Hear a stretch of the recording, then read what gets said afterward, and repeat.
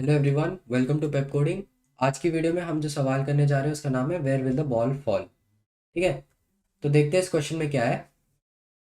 इस क्वेश्चन में ना हमारे पास एक ग्रिड गिवन है और इस ग्रिड में ऊपर से ओपन है। ठीक है, यहाँ से ये जो ग्रिड है ये ऊपर से ओपन है और नीचे से भी ओपन है।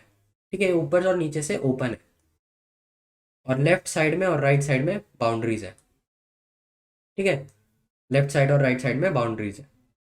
और हमें क्या बोला है कि ना हर एक सेल में ये जो एक सेल है मेरा, हर एक सेल में एक एक बोर्ड गिवन है। ठीक है, हर एक सेल में एक बोर्ड है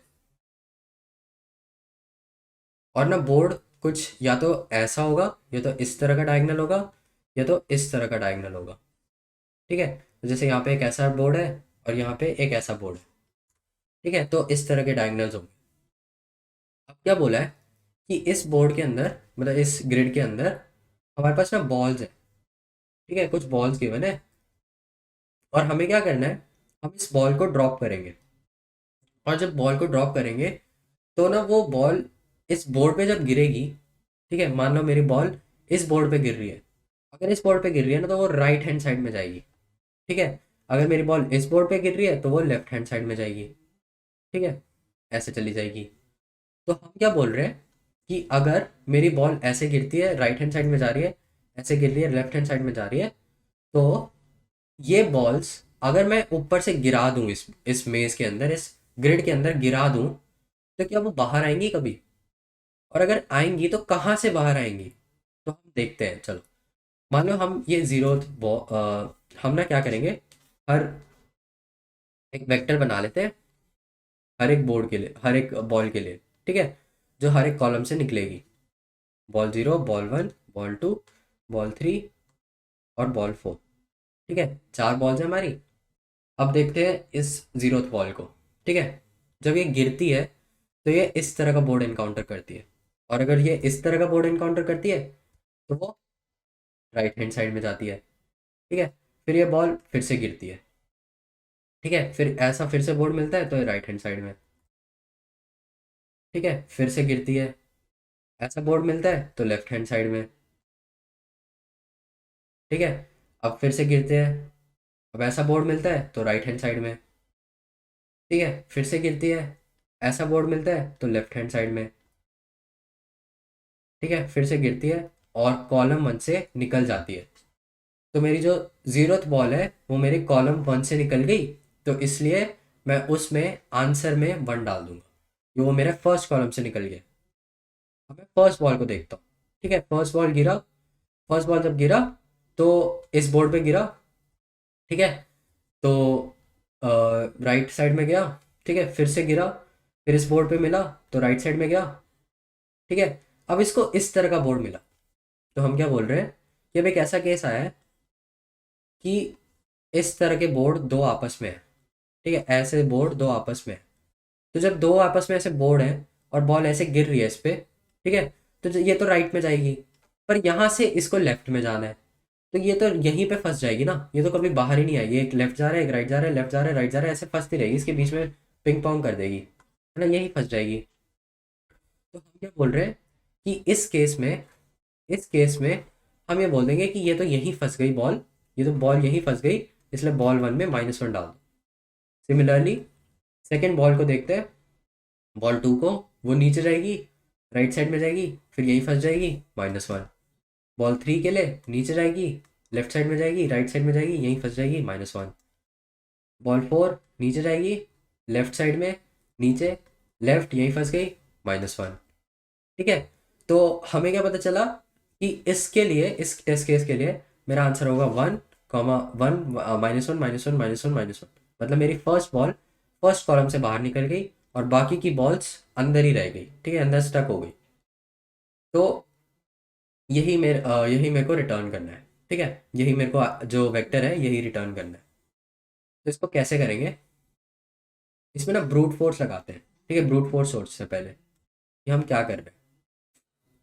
अच्छा हाँ, और दूसरी चीज़ कि ये जो बोर्ड है, देखो जैसे ये वाला बोर्ड है ना, ये जो बोर्ड है मेरा, ये मेरा वन से रिप्रेजेंटेड है। इसका मतलब है कि देखो जो ग्रिड होगी मेरी, जो ग्रिड होगी, अब उसमें तो ऐसे एक्चुअल में वैल्यूज नहीं होंगी ना, ऐसा तो होगा नहीं एक्चुअल में।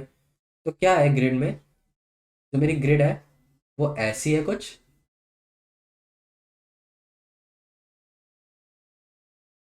ठीक है, और उसमें वंस और -1 पड़े हैं, ठीक है, कुछ इस तरह से 1 और -1 पड़े।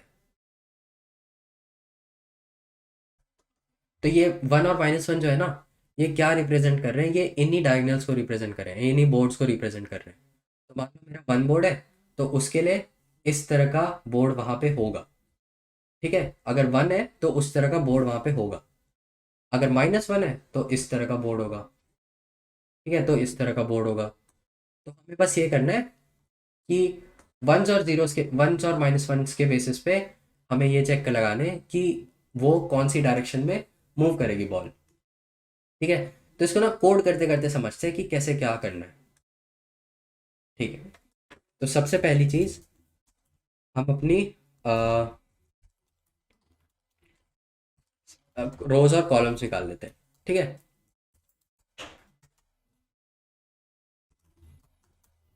अब जब रोज और कॉलम्स आ गए, तो हम एक वेक्टर बनाएंगे आंसर का, ठीक है, और इसकी साइज होगी m, और इसको रिटर्न कर देंगे, है ना। m क्यों, क्योंकि हम वो सारे कॉलम्स के लिए तो लगा रहे हैं चेक। अब हम एक फॉर लूप चलाएंगे, ठीक है, और ये निकलेगा j0 से jm तक प्लस प्लस j।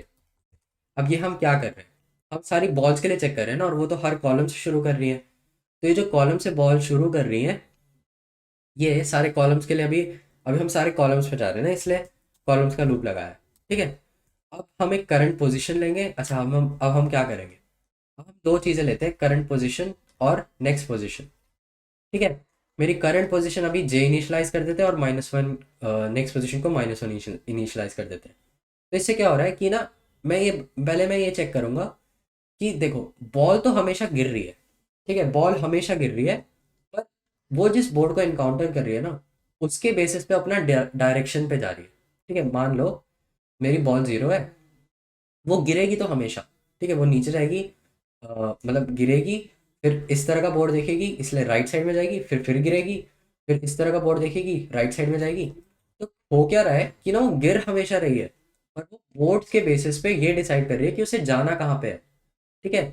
तो क्या कर रहे हैं, यहाँ पे अगर मेरा करंट पोजीशन जे से इनिशियलाइज कर दिया, नेक्स्ट पोजीशन -1 से इनिशियलाइज कर दिया, अब मैं बोल रहा हूँ कि मेरी बॉल ना हमेशा गिरेगी, मतलब मेरी बॉल हमेशा गिरेगी, तो मेरी रो तो हमेशा इंक्रीज होनी ही है, ठीक है। तो अब अगर मेरे को नेक्स्ट पोजीशन निकालनी है, कि मान लो मैं करंट पोजीशन मेरी यहाँ पर है, मेरी नेक्स्ट पोजीशन कहाँ पर होगी, मैं करंटली यहाँ पे बैठा हूँ, ठीक है, यहाँ पे मैं करंटली हूँ, मेरी बॉल करंटली यहाँ पे। तो यहाँ पे जो ग्रिड की वैल्यू है, ग्रिड की वैल्यू क्या होगी, 1। अगर मैं इस 1 को अपने कॉलम में ऐड कर दूं, क्या मैं राइट साइड में नहीं पहुंच जाऊंगा, है ना। अगर इस 1 को मैं अपने कॉलम में ऐड कर दूं, तो मेरी बॉल राइट साइड में पहुंच जाएगी।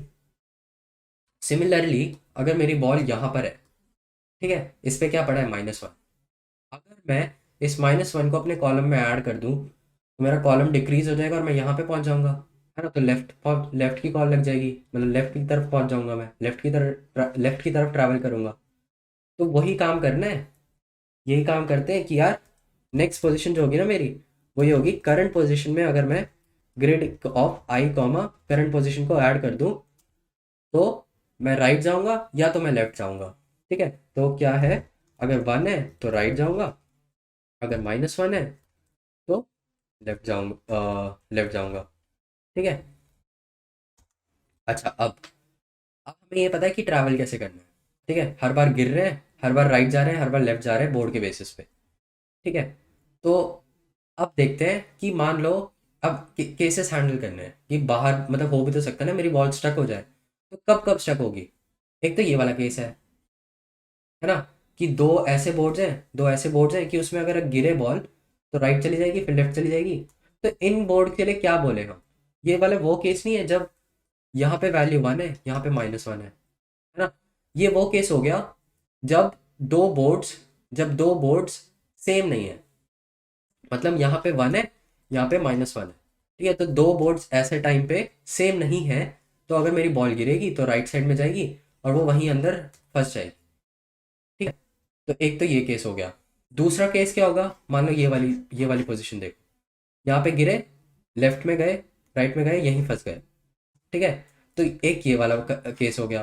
फिर सिमिलरली एक ये वाला केस हो गया कि यहाँ पे आया मैं, यहीं पे फंस गया, है ना, यहीं पे फंस गया, और एक ये वाला केस यहीं पे फंस गया।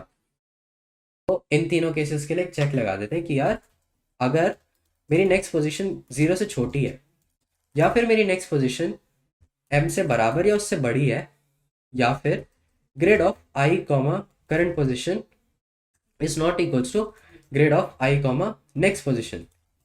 अगर ऐसा है, अगर ऐसा है कि मतलब मैं जहाँ पे खड़ा हूँ उसकी वैल्यू नेक्स्ट वाली पोजीशन की वैल्यू के बराबर नहीं है, तो मैं वहीं स्टक हो जाऊंगा, इसलिए करंट पोजीशन को -1 कर दो और वहां से ब्रेक कर दो। ठीक है, अगर यहाँ पे स्टक नहीं होते हैं तो क्या करते रहना है, अपने करंट पोजीशन को नेक्स्ट पोजीशन से अपडेट करते रहना है ना, और वहां से बाहर आ जाएंगे। ठीक है, जब ये इस फॉर लूप से बाहर आ जाए तो मेरे करंट पोजीशन के अंदर वो वाली कॉलम होगी जिससे मैं बाहर आया हूँ, है ना। तो अगर मैं बाहर आ चुका हूँ तो आंसर ऑफ जे के अंदर अगर मैं बस उस करंट पोजीशन को डाल दूँ तो मेरे को मेरा आंसर मिल जाएगा, है ना। अब यही मेरा छोटा सा कोड है, इसको रन कर लेते हैं। एक्सेप्ट हो रहा है, इसे सबमिट भी कर लेते हैं। सबमिट भी हो रहा है, तो मैं आशा करता हूँ आपको ये सवाल समझ में आया होगा। अगर आपको किसी पार्ट में दिक्कत आती है तो आप वो वापस से देख सकते हैं। Don't forget to like share and subscribe. Thank you for watching.